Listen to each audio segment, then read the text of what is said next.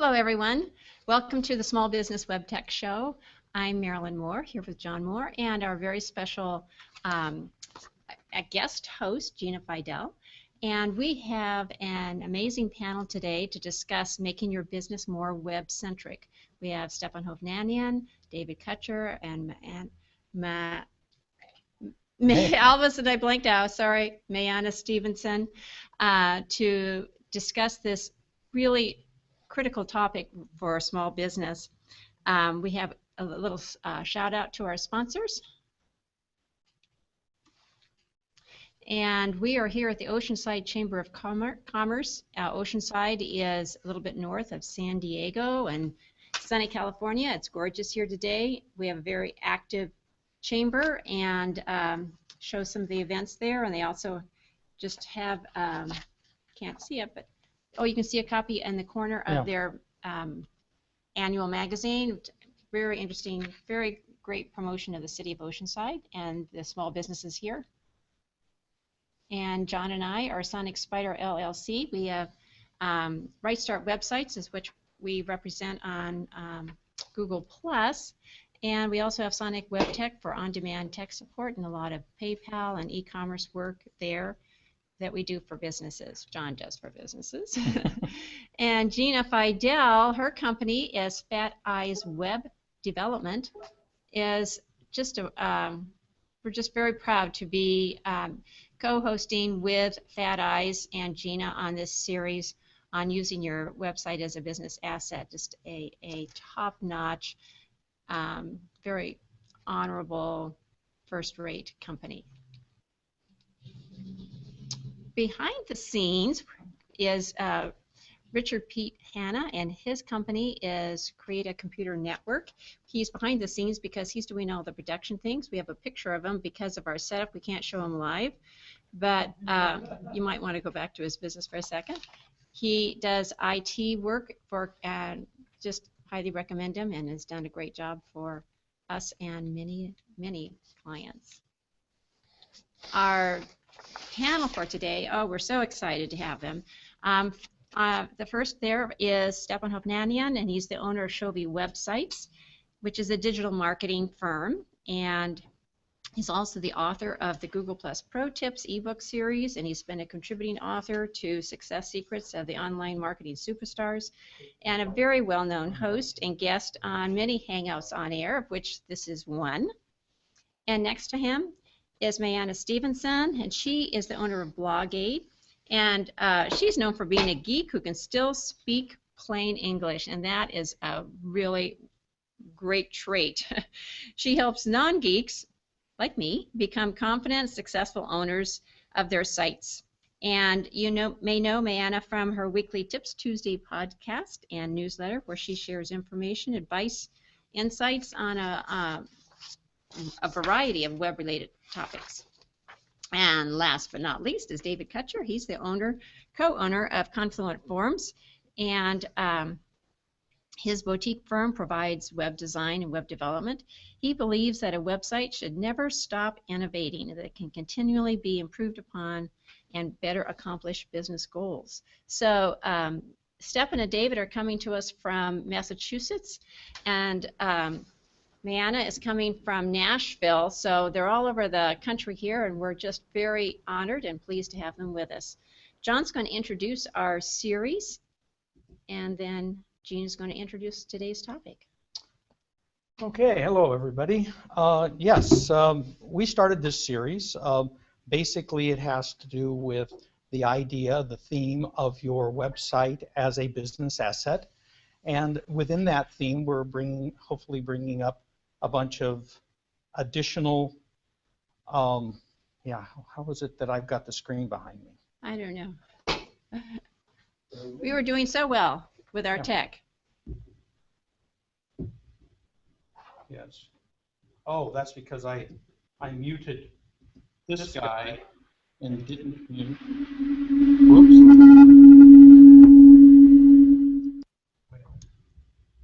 Yeah, that's right.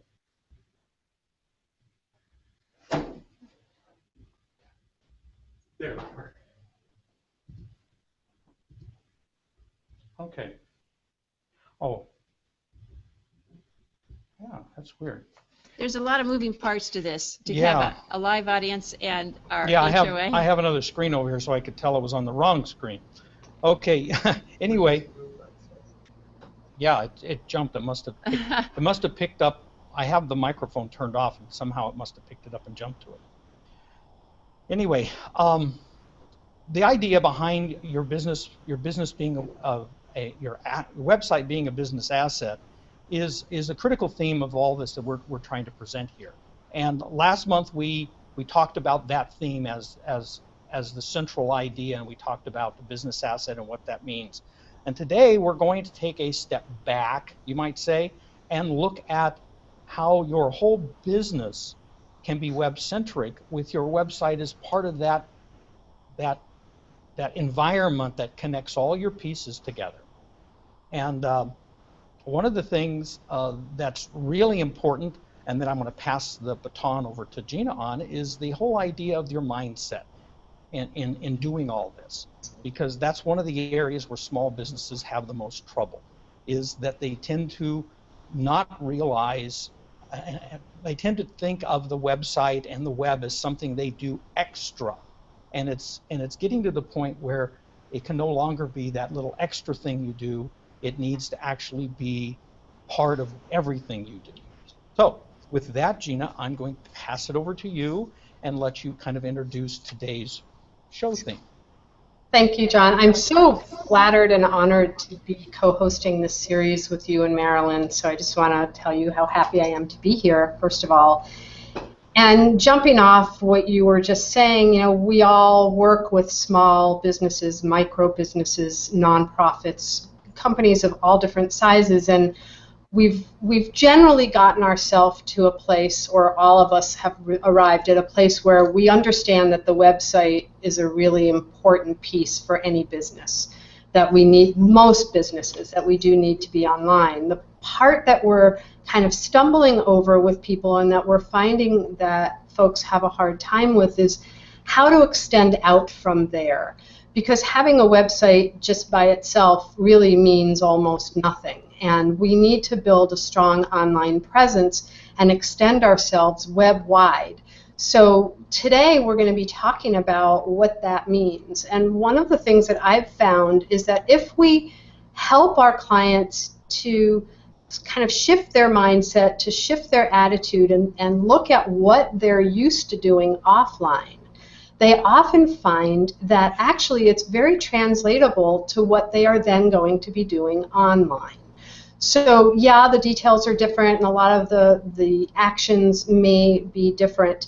However, it's the attitude of needing to make sure that you have a consistent presence across the territory that will help you get referrals and help people to understand what it is you have to offer, what kinds of problems that you can solve, and what your customers need, what you're going to be giving to them and fulfilling their needs.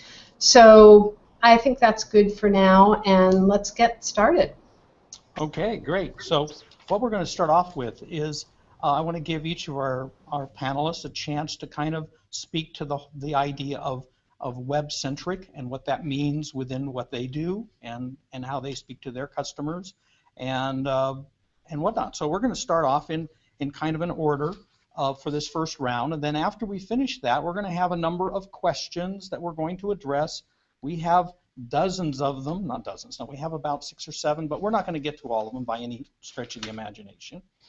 And then toward the end of the show, we'll give our panelists a chance to kind of come back to their ideas and their feedback on all this, and kind of wrap it up for each of them. So everybody will get a chance to kind of wrap it up at the end. Okay, so we're going to start off with Stefan, and what do you think about web-centric, and how does that fit into what you do? Well, I guess to me the phrase web-centric, I mean, it means that you're looking at your web presence as a hub, and you're trying to focus on maybe creating everything with the intent of it being put online first and being accessible to your customers first online, because that's where the majority of them are going to find the most amount of information about you, and then hopefully with that, then you're giving them clear calls to action and clear clear opportunities to engage more with your company, be it through contact forms or chat, or even just reading more blog posts, or interacting with you on social media, or wherever it may be. But to me, it seems, I think the other term that gets used a lot more frequently is integrated marketing. And from a marketing campaign standpoint, if you look up integrated marketing, you're going to see a lot of how everything works together. All the different channels are working together. They're sharing consistent messaging. They're all linking back to, like, excuse me, a hub of some sort, and you're tracking all of that. Now, if you take the campaign part out of it, I think that kind of is what we're talking about here with this idea of being web-centric, where you have this master plan and sort of this map, if you will, of all the content you share, where, what it looks like, who it's intended for, and then from there, people, you give them a clear ability, and you're able to track that as well, with the ability to bring them back into some type of an engagement, whether it's, again, call, chat, click, comment, any other C's we can come up with. So that's kind of how I look at it. Great, great. Okay, Mariana, your turn. Let's see what your thoughts are on this. Well, I think that if you don't already have a business where you have established word-of-mouth referencing, that you're getting those kinds of referrals in, or you don't have a storefront that's on a highway where you get a lot of foot traffic just from people passing by, then if you don't have a website, you don't exist. It's really become that simple. And that is, like Stepan said, the hub of everything you do. The purpose of a site is to be found, read, and acted upon. So you've got to make sure that you have all the ways for people to find your site in the first place. It's got to be the hub, but you've got to promote outside of that, plus own the site through things like SEO to be found in search if people are doing that way, and then give them something interesting to read. Make sure that you understand your target audience, and they can find the things that they're looking for very, very quickly before you drag them into a whole lot of copy. And then, as Stepan said, your CTAs, your calls to action, because if you don't convert in some sort of way with them either making the sale right that moment or following you so that they can see if they want to make the sale later, then it's once and done. Very good. Okay, David, your turn. Web-centric. So the way I look at it is a good website can be a multiplier for your efforts. It can essentially take a small investment and turn it into a huge return depending upon how your website and your activities are all structured. So rather than being, spending time quickly with one, trying to convey who you are to one person, you can effectively do that on a one-to-many ratio. Then it becomes a matter of, well, how are you reaching your audiences? Just like Mariana, sorry if I got the name wrong again, just like she was saying, it's about reaching your audiences, connecting with your audiences. So as a web-centric strategy, you have that ability to connect with many people. However they're picking up the phone, however they're pulling up their mobile phones and doing a search, you have that ability to reach them how they want to be reached, which is at the moment, where they are, what they're doing, pick up the phone and reach you. So web-centric strategy is one that essentially enables you to connect with them at the point of them needing you. Whether that's, I like to give the example of, my car died and I need a car battery and I need to figure out how to do it. At the moment of intent, you can connect to that local buyer or foreign buyer, depending on how you're reaching them. So web-centric strategy allows you to put all your content in there in a multiplying way to reach everybody that you're looking to reach. Yeah, very good. Just some thoughts that just jumped out at me that I really loved how each one of you brought out something different in discussing this term. Step on your whole point about the integration of all those different aspects, and you actually used the term integrated marketing also, so important. And Mariana, about you have to have your web site as your hub, but then it has to be promoted outside of that. And David, perfect about the one-to-many aspect, which makes it so critical for businesses. Really loved all of those. Thank you. Okay, well let's start on our sort of free-for-all. Everybody jump in as you see fit, and even in our online audience, if you have some thoughts, just post them there, and we'll keep an eye on the comment tracker. The first kind of area we want to go to is what do you see in business trends for small business that would that you feel really are red flags for small businesses to get more serious about their central focus of the web and the central role of the web for their business. And we're talking about general trends that any small business can look out there and go, oh yeah, and of course the one that I immediately think of is mobile. But let's get some thoughts on that. Anybody want to take a stab at that first? I'll jump in. Well, on the positive side, mobile, that I feel like, just like you were saying, I mean, I was just doing a report today for restaurants, because we do a lot of restaurant design development for clients, and I found that across 10 clients that I looked at the analytics, 45% of all their traffic was coming from a mobile phone, and of that, the majority was coming from a mobile Google search. So those trends are great trends, but most people think of mobile as kind of an offshoot, an afterthought. So they have, they're always looking at their design comps on their desktop, but rarely looking at their design comps on a mobile phone. Just fascinating, even though almost 50% of your traffic might be coming from mobile. So there's a lot of opportunity, especially for small, locally focused businesses, where the majority of local search and search in general is occurring. I think Google put out a report a little while ago. Something like 60% of all organic search traffic has local intent. I mean, that's ripe for the picking if you're a well-positioned local business. On the flip side, I see too many businesses spending a lot of time and effort on social media without a strategy or a focus for how that actually plays into getting them customers and clients and meaningful traffic. Instead they're trying every which way that they possibly can, but most of those resources are going to waste, in my opinion. So a little bit of the plus and minus there. Yeah, social for social's sake doesn't really get you there. Any other thoughts on that? Yeah, I'll jump in. Well, not every business can benefit from mobile so much. I know I don't. And thanks to David, he's got some really wonderful posts out there about how to look into your analytics and see how the percentages of who's visiting you on mobile. And cell traffic for me is 6%. I mean, it's very low because of the topics that I cover. Most people want to be sitting at their computer working on their website when they're looking for folks like me. I also know coaches that are very heavy into social media, relationship marketing. And their whole website is an afterthought. They get very little contact even through that. Most people are PMing them on social media, and that's their big thing. So there is no one blanket statement for everybody. It depends on what you need for your business and your audience.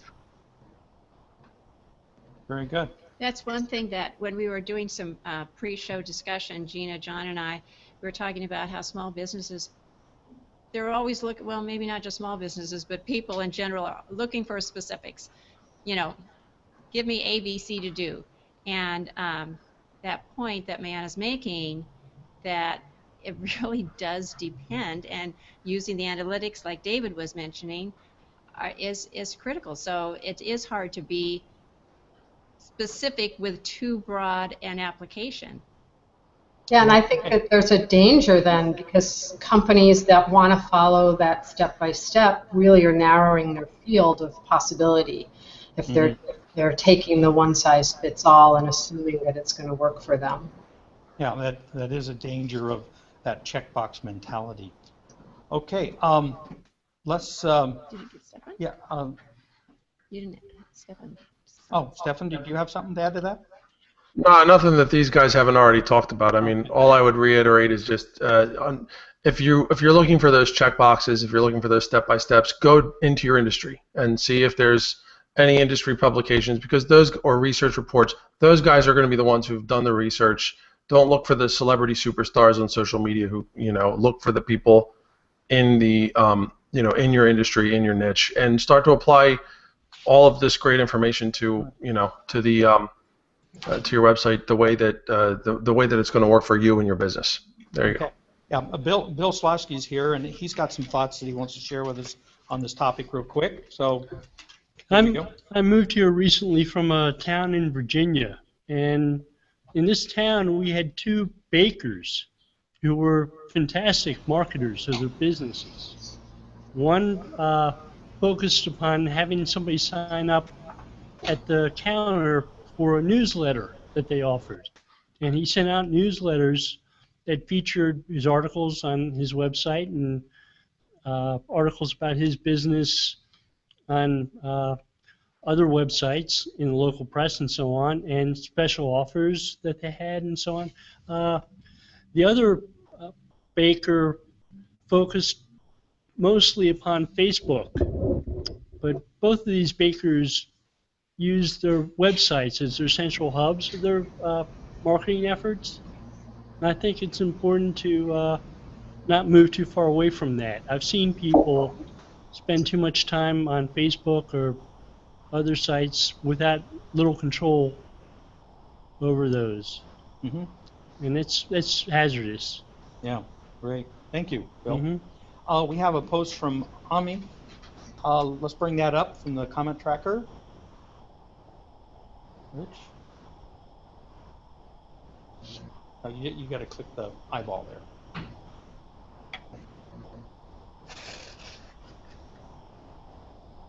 There we go.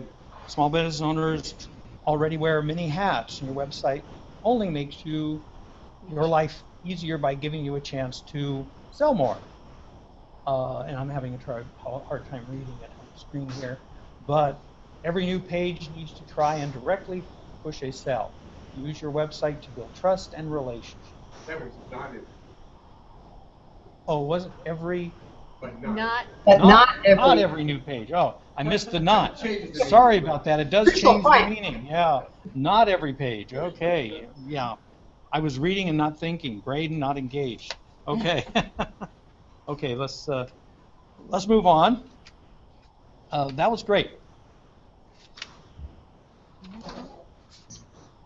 Gina, do you have any thoughts on that? Yeah, I'm glad that you're not just moving on, because I think that is a really good point, because we get so involved in conversions and trying to make the sale that sometimes we forget that there are a lot of supporting pieces and supporting kind of actors, if you will, for the star. And there are parts of our website and parts of what we're doing online that have to do with building trust and developing relationships. And there are a lot of other benefits to a lot of the activities that we're engaged in other than making the sale. There are a lot of kinds of learning experiences, collaborating experiences, gathering of information, and then you can go back and have more to offer your customers or your clients. So I think it's important not to always place the only value on making a sale. And this is a really big kind of dialogue that's going on all the time. So there are a lot of disagreements on this, and there are a lot of fine points, and there's a lot of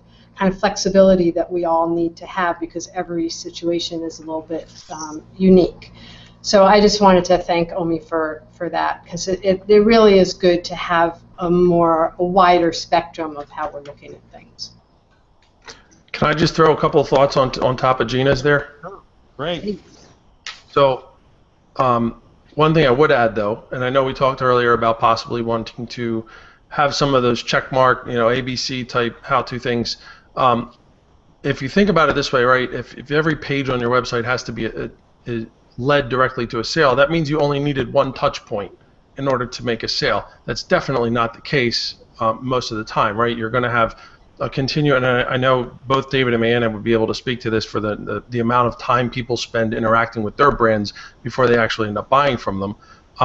But even for your website itself, if that one page, let's say, fills, let's say that one page fits into a larger group of pages that are on a similar topic.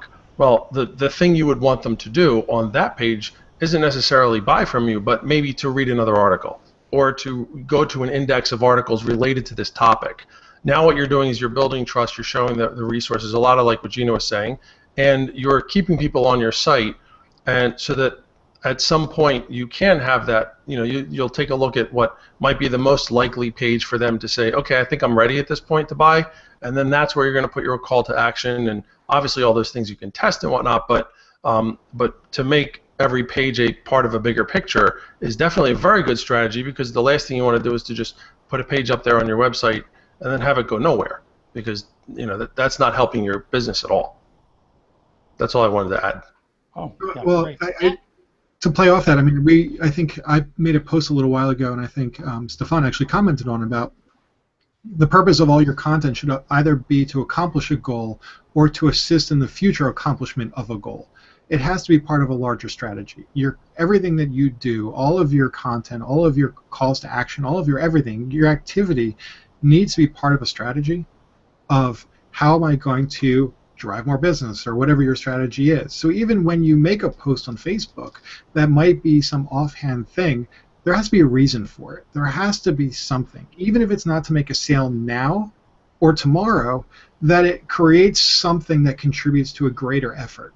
Because otherwise you just have content floating in the ether that doesn't actually do anything, that you're giving these misplaced signals of what you're trying to accomplish.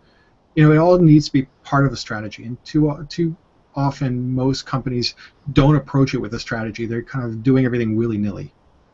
Yeah, it all needs to contribute to that bigger picture. Absolutely. Without a clear goal, it's very hard to accomplish anything. And until folks get super duper clear on what they want their website to do. And I do site reviews a lot, free ones with groups. And the first question I ask is, what is the goal of your website? And they tell me all their business plans. That's not what I asked. What is the goal of your site? What do you want the site to do for you? And when you get really clear on that, all of a sudden all of your content becomes very specific about meeting that goal. Yeah. Wouldn't you also say that in addition to that, which I agree completely, that when you look at your website, thinking in terms of how your website becomes part of your business as well. In other words, how does if you have a brick and mortar especially, or if you have, even if you don't have brick and mortar, let's say you do physical training and you go to different people's houses and stuff, so you do have a kind of outside activity that you're doing, and I guess the mic's not doing very well here, that you are kind of bringing your web presence into that. And in this physical education, kind of a physical training thing, I'm thinking of terms of maybe trying to encourage people to do scheduling or read up on health things and point people to it to add to the value of what you do for them on their site. Any other thoughts on that kind of a thing? Oh, we have Fernez has a question. Wonder if there has ever been a situation analysis of online businesses, and yes, what are the identified jobs at present? Problems. Yes, problems at present. So anybody want to tackle that question a little bit? I mean, online businesses that could be anything. There's so many different places you could go. Are you a blogger who sells info products? Are you an e-commerce store? I mean, are you an insurance company? Like that, each one of them is going to present completely different array of problems and opportunities and you know, everything within that SWOT spectrum. So that one's tricky. I'm going to venture to guess for smaller businesses that are online, I'm going to venture to guess their biggest problem is that they don't know what they're doing, and they don't know how to establish and track goals. That's probably what David would say, but I had the mic. Well, I'll tell you, I never post anything that doesn't make me look taller. That's always my ultimate goal. I actually value that more than making a sale. So that's just to answer Mike Bay's question here. Thank you, Mike. Up there? Oh yeah, Mike Bays. Okay. See if I can read this without making mistakes. Okay. That's because it's a little fuzzy here on my screen. Does this post add value? Does it build trust? Does it build authority? Does it make me look younger than I am? that's a Mike. And taller. That's my and taller. Yeah, that's definitely Mike. Thank you, Mike. That's a great sense of humor. But some very important points. Yeah. So I think that's basically what you're saying on that. But so what are some other areas that a small business can use to connect their business to the web? We brought some of them up, but can we think of any more ideas? I have one I just love. Okay. My local, when we were talking about local, One of my buddies runs a hip, I think it's a hip, whatever the name of the city is. You know, there's lots of them. But believe it or not, the little subdivision I live in is, or, you know, right outside of Nashville, had the very first one. And they're a nonprofit group now and whatever. And people just are always asking in there, can you recommend a such and such or a so and so? And, you know, that's word of mouth. You don't get any better gold standard than that. But it's great if you can link to a website from in there. Otherwise, you just have to give out a phone number for somebody. And a lot of these small businesses where they do lawn mowing or hairstyling or, you know, all the different things that are very local centric, having a website to go to is great where you can make an appointment or find the number or not worry about those people giving the word of mouth, remembering your number, you know, having to go look it up. So, no, I think that's great because we were in a position just recently where we were taking care of a house that we were in the process of selling that belonged to Marilyn's aunt, and we were in Santa Ana, which was totally unfamiliar with the area. So one of the first things we did is I got on the web to find a landscaper.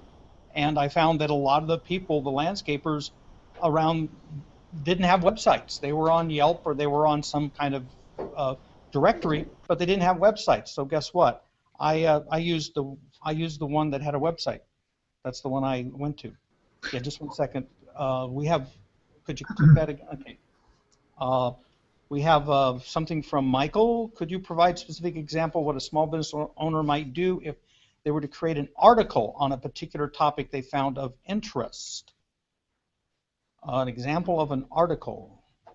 Anybody got some thoughts on that? So I'm not the only one talking. yeah, I'll jump in again. So one of my clients was a masseuse. And she was like, oh, man, you always have something to write about because you cover tech and it's always new and changing and whatever. And it just happened to be April. And I said, it's tax season. Write about taxes stressing you out. Come, you know, get a massage or whatever. So if you can get into the news or something that's hot or something that interests you, storytelling is a great way to blog because it draws people in. But, again, it needs to be relevant to what you're doing and point people to something. You know, give them something that they can take out of that to move them to convert to you, you know, to follow you or to purchase from you or to find you on social media. No, that's great. I like that. Tax time, a masseuse. Hey, really good. Bill, did you want to add something? Yes. Come on up here so the mic can pick you up. Yeah, otherwise we can't. Yeah, otherwise you're a disembodied voice off in the distance. So I try to keep track of what the search engines are up to.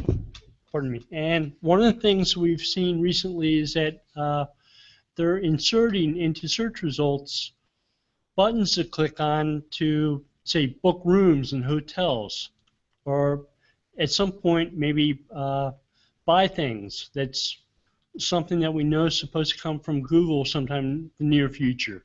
So I think both David and Stefan left comments on a Google blog post I wrote about this booking mechanism for hotel rooms. And, you know, I use social media to try to start conversations and get people involved and get people who may potentially be clients of mine at some point, or in some cases competitors, talking about topics like that. Mm-hmm. Yeah, learning, yeah. Getting the idea of using a website as a way to reach out to people and to let them reach out to you through booking buttons is probably going to be something that may be really popular sometime in the future. I know hair salons and hotels have been adding those types of features now where you can book appointments. We're going to see a lot more of that, most likely. Great. Thank you, Bill. Mm-hmm. Okay, now we're going to get into a little bit of looking at, based on your experience, the panel, what kinds of things do you find yourself recommending or suggesting that people just don't seem to think of? What are some of those those kind of underused areas that you see people just not thinking of? Do you have some ideas in that area? Things that might inspire somebody to think of a new way to connect their business and the web presence in some way? What do you see as people just don't seem to think of this? Reviews. Reviews are the most underutilized thing on the internet today.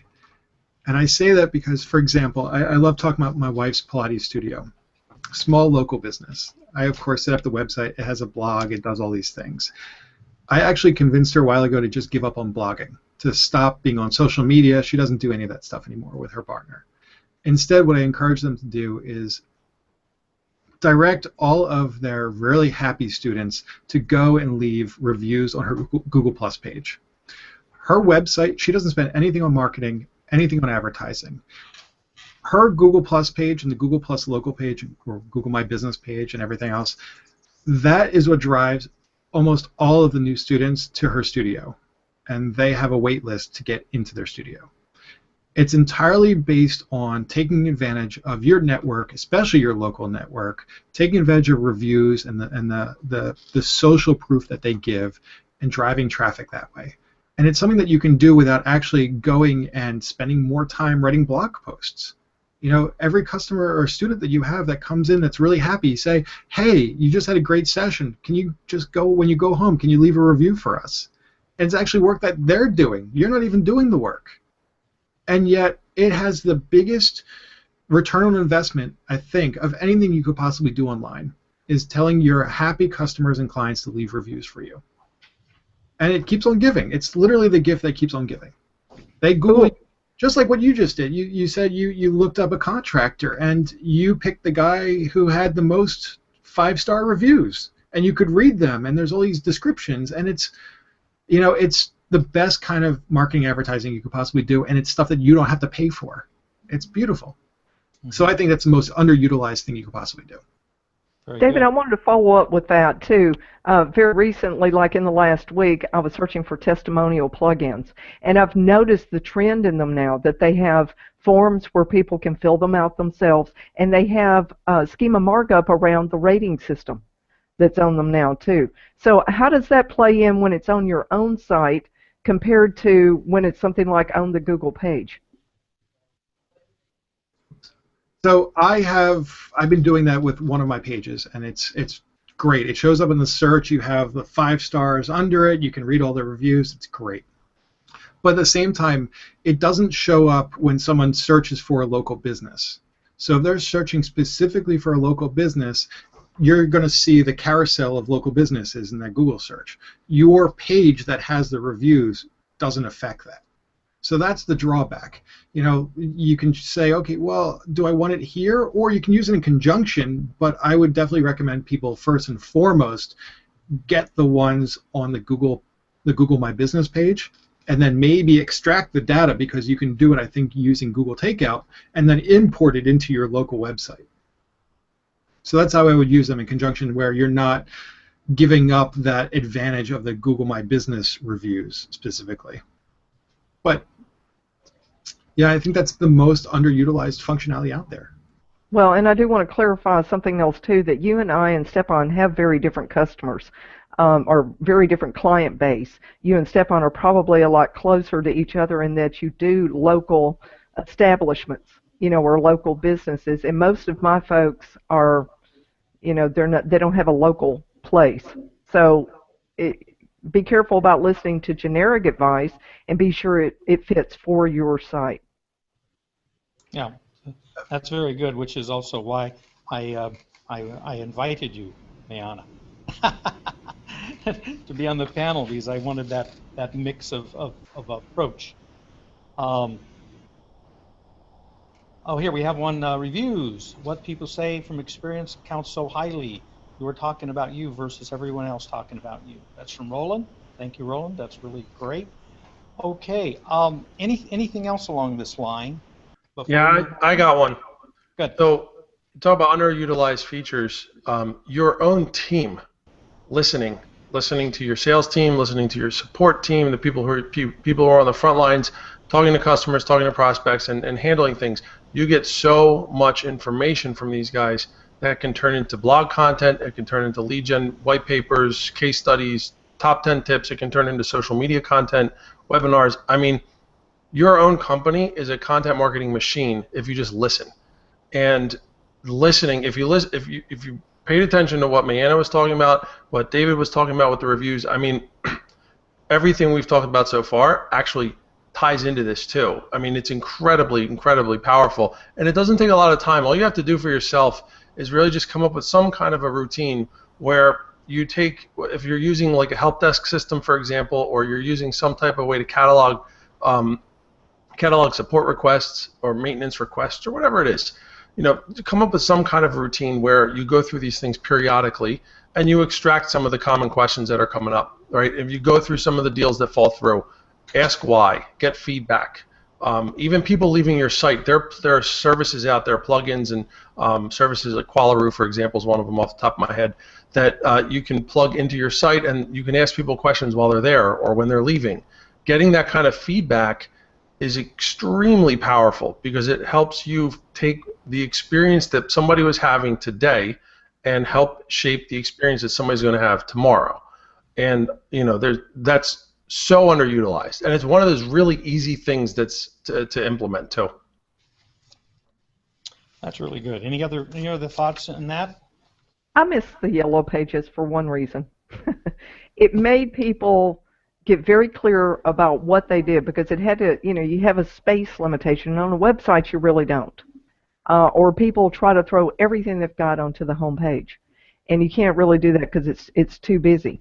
So when I was looking for a roofer, I wanted to find somebody who did the type of roof because I've got like a mountain chalet shallow roof type thing, and I wanted to find a roofer who did that. And anybody in the yellow pages that listed that they did that, that's who I wanted to call. So look at what you specialize in, especially anything that differentiates you from everybody else, and then promote the bejeebies out of that on your homepage. Be very clear about it, and then everywhere else that you want to do it. You know, in these local groups.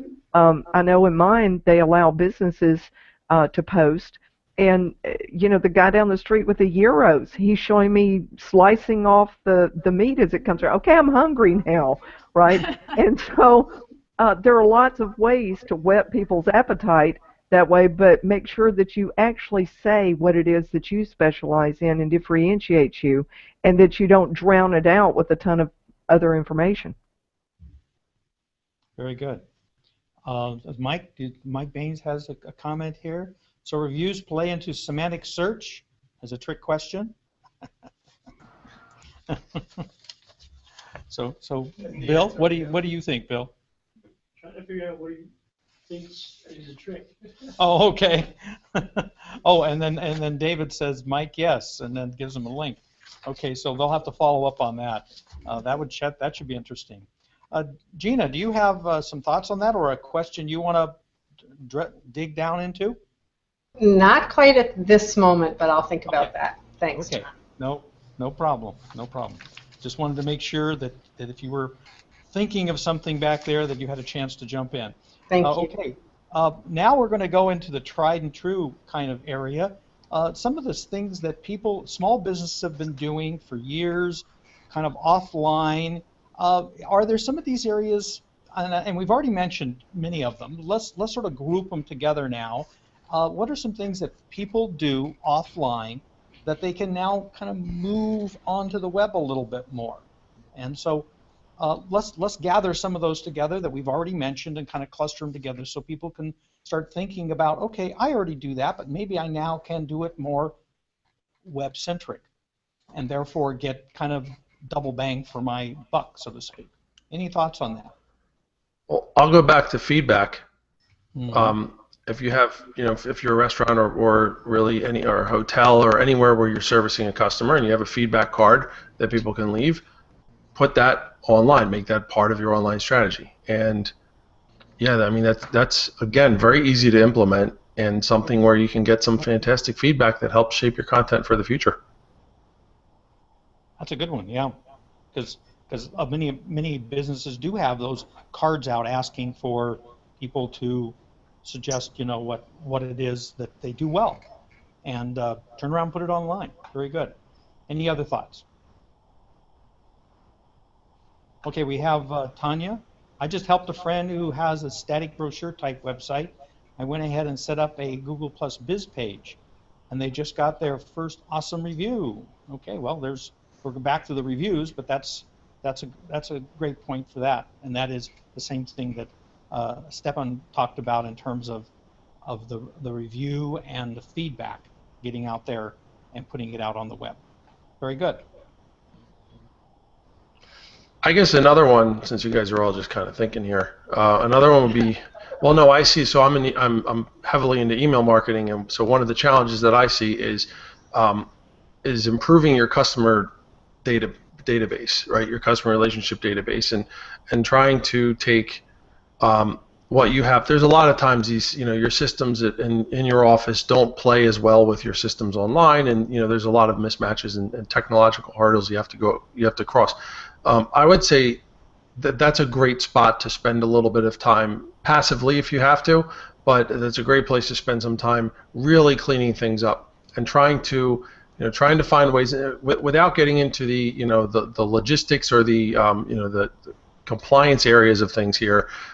Trying to find ways to encourage your customer data to be as seamlessly integrated across your internal systems and let's say your email marketing program, or even having people follow your Google Plus page or your Google local listing, whatever it's called today.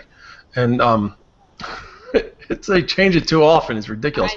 But seriously, like if you have the opportunity to have great knowledge of the way people are interacting with your business, that within your CRM or within your customer database, and you can marry that with, let's say, your email program, your email marketing program. Now you can just provide them an even better experience because you see what they're doing online, what they're doing on your website, and within your emails, and you can actually you can have some connection between your storefront or your company, your services, and all too. So I would definitely spend some time trying to clean that up.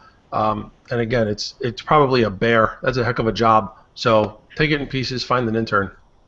And stepping off from that, any kinds of business operations that you can integrate with your website that will save you time on the ground is going to free you up to do some of these other things. So if you're an e-com or you're creating products and you can have your how-tos on videos on your blog. If you have inventory, you can have your inventory tie-in from your database online. I mean, there are all kinds of customer service and product support, tech support, all these things that help you not have to answer the phone, not have to spend as much time talking to people about the non-essentials and that things that aren't necessarily going to be building relationship verbally, but you can be doing it through your online setup. That's going to be helpful. And creating those online how-to videos is a huge help, and you can actually drive traffic to your site with that. People who wouldn't have found you any other way, they're going to find that. And then you build your reputation and your expertise, your authority. Mm-hmm. Yeah, I'd say, Google is YouTube, or YouTube is Google.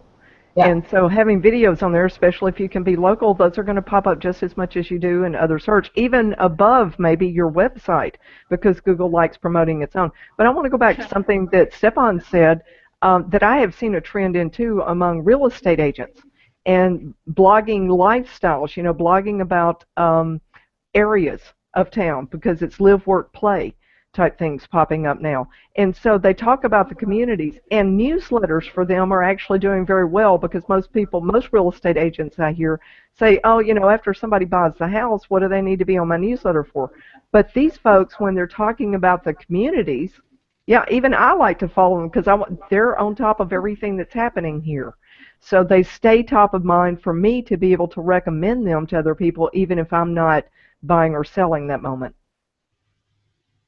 Yeah, they're providing related services that keep you watching their thread and watching their show, and that's great. Tanya has offline bulk mailing of promo goodie packs, valuable PDF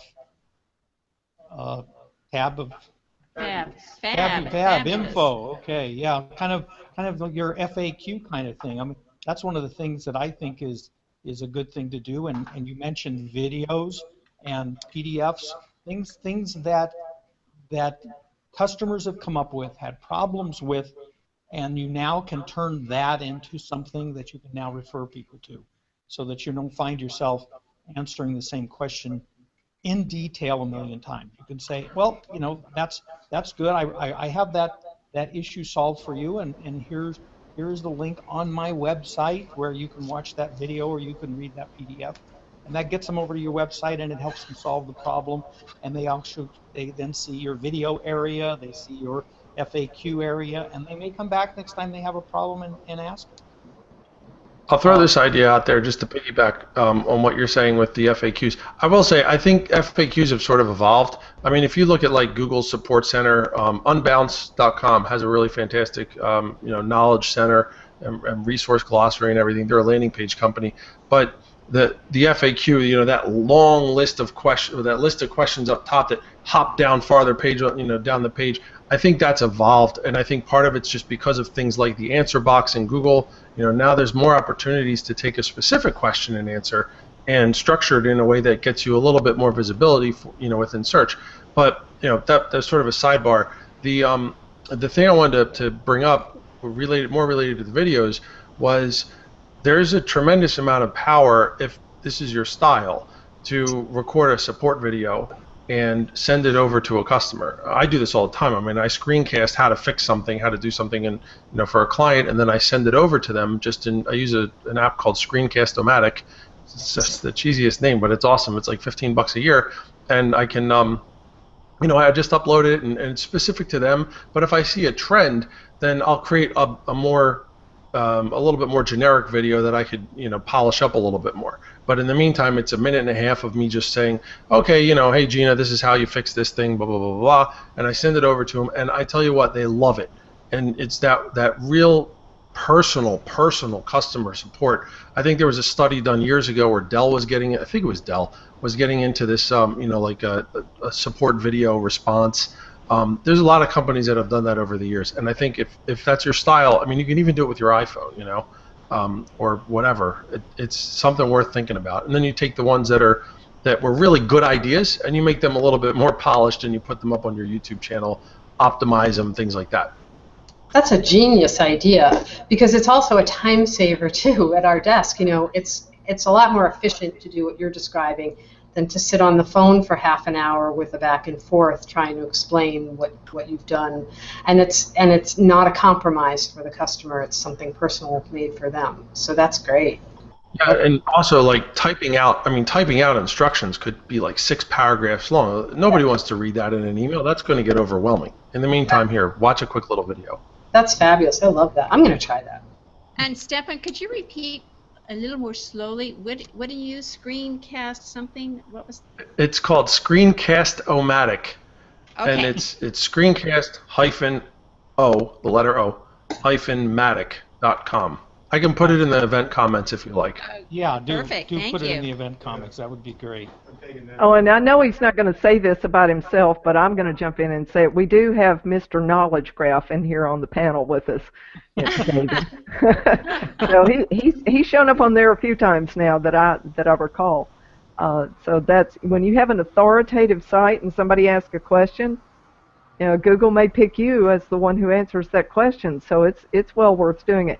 One of the other things, though, I want to go back to about involving the community, a really fun thing that you can do on your site is involve the people who are buying your products. So I want to build a new desk. So I'm online looking at everything about how to DIY because I can build my own desk, right? I have carpentry skills. But that's really bulky. And I came across a blog post of one that was built out of pipes. This is the new vogue, it's this industrial look. And the people who make the pipes, I mean, these are steel pipes, right, for fences and things like that. They have on their blog all of the people who are making stuff with their products. And so it's like everybody takes ownership of it, and everybody is promoting this product for them and showing off the desk that they built. So what they do is, I've got very excited about it. You go to their site, and they have all these projects from all these different people. and then they'll help you. You get on the phone with them, and for free, they will help you design your project. And they'll give you all the cuts, all the pipes, all the stuff. You get everything, and of course you're going to buy it. So if they're going to spend time with you on the phone, it's not a cold call type thing. You're already excited. You already have an idea in mind, and they're going to make more sales that way. And what a helpful way to be on the phone and spend time with people.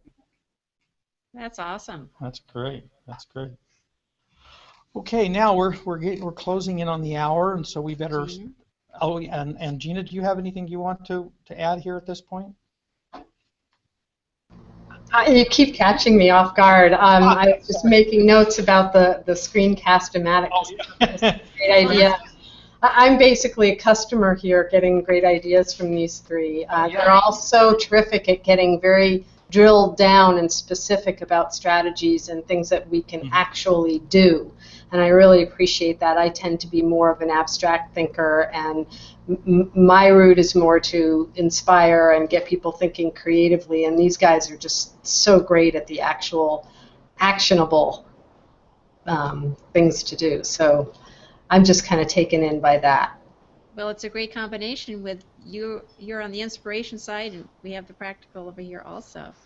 Oh, can we hear Ami's? Yeah, click Ami's. David. Unfortunately. I wanted you to see the response. Okay, well click Ami's here. So then we're going to have David after that. It's coming. There we go. Live chats. Yeah, live chats are really great. I've started using that on our website too, and they're really great. It's amazing how many chats you get on. If you are a business where you're sitting at your desk a lot, this really works well. And David, did you have a comment on that? So while I'm sitting here, I'm seeing the people that are clicking through the links from our chat from the event and actually on the website. So someone in your area right now over there is watching and click through the link. And this is actually something that I do, and I've encouraged Gina and Stefan actually are both now using it also, as well as a lot of my clients who they actually land $250,000 contracts through their live chats on their website, which always cracks me up. It's something simple that you can do, and we get visitors from all around the world, and they strike up conversations with me while I'm sitting at my desk all the time. And it's something little, nobody's expecting somebody to actually be on the other end of the phone, or chat in this case. And then you can have this conversation, and you'd be amazed at the funnel that goes right from, oh, I was just reading this blog post you wrote, and now they're engaged with you, having a conversation with you, and you wouldn't believe how many pick up the phone and call and want to actually hire us, almost based on that chat and just being available right there. Yes, I was thinking of that earlier too. Yeah. What a huge way to personalize and make that personal connection and increase the trust factor very quickly too with that live chat. Yeah. When people can act on impulse. Yeah. So if you happen to be at your desk, which I usually live in front of my desk most of the afternoon, I have it always my live chat turned on so that you can chat with me. So any time. That's great. Okay. There's a lot. I mean, there's a lot anymore. There's apps. I mean, David turned me on to a service called Olark, and when I installed it, they have, first off, their site is very cool. We talked a lot about helping people and listening and using feedback. Their site does a phenomenal job with that. It was very easy to digest too. I mean, nothing technical, not overly technical rather. The whole point of their site was, let me teach you how to use our product so that you use it, so that you pay for it. It's like, it's serious. But they didn't come out and say that, but like, you really you become very excited about using it and paying for it because they made it really, really easy, and they really were, a lot of their support content is meant to make you feel good about, trying something out, right? But what I was getting at was a lot of these apps, a lot of these services out there now, there's companion apps. And if they don't have a specific companion app, like Olark doesn't, but they recommend a couple of favorites as well as some alternatives where you can go download certain apps, and then they have the complete tutorial on how to set the darn thing up. So inside of like 25 minutes, I had installed Olark, customized it, hooked it up on my phone, and hooked it up on my desktop, because I don't I'd rather have software as opposed to a browser tab open for chat. And I'm sitting here going, this is great. If I have somebody that wants to initiate a chat and I'm not in my office, I'm okay, I'm covered. And so I would just say for a lot of people that seems to be a real concern, like, oh, we need to have somebody to man it. Yeah, it's a lot easier than you think now. So just keep that in mind. And you'd always be amazed at, like, you strike up a conversation with someone that's on there. I did it the other day and landed a local restaurant group. You know, you never know who's going to be on the other line, and just the fact that you're striking up a conversation, it's no different than if you're a local business or small business, and someone walks in your door and they're just, you know, browsing your products that you have. It's no different than you saying, hi, hey, how can I help you? And that's the difference. It's not intrusive. They can just ignore it if they want to. Mm-hmm. But the fact that you're striking up a conversation with them that none of your competitors are probably doing, you know, it gives it that touch that's often missing now in online businesses and online websites, that you can actually touch the person on the other side and have the beginning of a relationship, that they're starting to put a name and a face to a business that wants to have a conversation with them. Yeah. And this is some of what I was getting at earlier when we were just starting the show. It's like a lot of the things that we instinctually do offline are now, you can do them online as well. And that was just a perfect example, David, of how, you know, we know how to greet people when they come to visit us. We know how to greet them when they walk into our brick and mortar. Same thing applies online, and now there are so many great tools where we can do that. Yeah, that's exciting. Okay, let's do a little wrap-up now, and we're going to, okay, here, Tanya, real quick. Thank you for Biz Boost. Great Monday motivation. Keep learning, evolving, and thriving. Thank you, Tanya. She's always here, giving us some great comments, and good. And Roland has some great thanks here too. Very good. Okay, so let's wrap it up. I want to basically have some closing thoughts. And we're going to start with David. We're going to go in reverse order. And so, David, what's some closing thoughts that you want to leave people with that maybe hasn't been covered, or you want to give extra emphasis to? Wow. I think when bringing your business online, think about what comes natural to you as opposed to trying to fit a mold. You know, how you interact with your customers and clients. Try to figure out ways to bring that to your website, to your web presence, to your web strategy. You know, it'll feel natural, it'll feel easier than you trying to follow someone else's script that doesn't feel like you. You know, try to bring that connection over. You know, and I think your audiences will appreciate it. I think your customers, potential customers, will appreciate it. Don't try to force it. Try to just be as natural as you are in person as you are online. Really good, really good. Miana, what's your closing thoughts? Yeah, just make sure that you have a site. I think so many businesses don't do that. And, you know, I have a local business that I literally had to, you know, I told them, I will give you $5,000 to do this site. I'll just give it to you. And then all the extra money that you make over the next 6 months, you give that back to me. And I'll make money. And so, you know, you're losing money by not having one. Mm-hmm. Just get it done. Mm-hmm. That was a great example. Good, good. Okay, Stefan? I would say take the opportunity to take stock of what you have. It's piggybacking a little bit off of what David said, and I want to loop back in something Miana said earlier, which was make sure that everything you do online has a purpose and has a goal, and get ultra focused about that. You know, when you if you take stock of what all your web pages that you have, I'm actually going through this right now, so with my own site. So if you take stock of what you have, how it helps people, how it doesn't help people, you know, you may get lost in the shuffle a little bit as you just start, you know, if you're creating a lot of content. Take a look at where you can be the most helpful and how you can be the most helpful to people, and put that online, right? And then have a way for people to very easily and seamlessly get a hold of you and get in touch with you, and, you know, take that next step, because that is very similar. And again, it's similar to what Gina said too. It's taking that very natural progression of what I'm doing right now in my office and in my store, and putting it out there in a way where people can connect to it, you know, again, very naturally, and very you know, intuitively, and you're using the same kind of tone, same kind of language, maybe the same format, visual versus plain text, could be video, all those other things. But take a look at what you have, and you may find yourself, if you have a site that's been around for a while, has a lot of active content, you might find yourself scrapping most of it and saying, let me just get ultra focused on a couple of things that I want my website to do, and I can monitor that, and I can track the performance of that, and then maybe I can build out a little farther afterwards. But it's going to come from me giving this thing some purpose, and you guys probably talked about that in the first show a little bit more. But yeah, that's the best advice I could give right now. Fantastic. Gina, do you have any extra closing thoughts here? Yeah, well, I really like to say that it's basically everything you already know but are forgetting to remember. And it's, you know who you are, you know what you're doing, you know what your business is doing.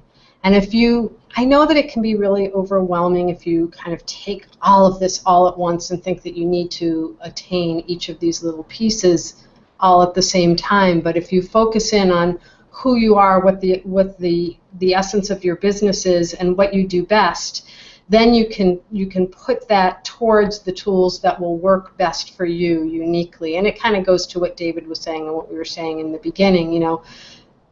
Find your own best route, and those things are going to work for you. And take it one step at a time. That's okay. You don't have to do it all at once. People tend to get paralyzed if they think that they do. So take it at a pace that actually works, so you do actually accomplish some of these things, rather than just having this list that never gets touched.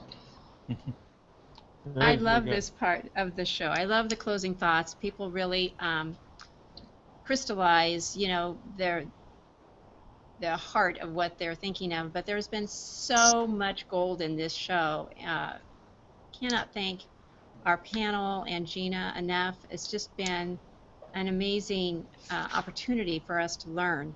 And we're going to be continuing this series next month, and we're with the theme about exploring your website as part of your online and offline visibility, especially since the online and offline line is blurring. We're going to be having another amazing panel next month to discuss this. Gina is coming back again. Thank you, Gina.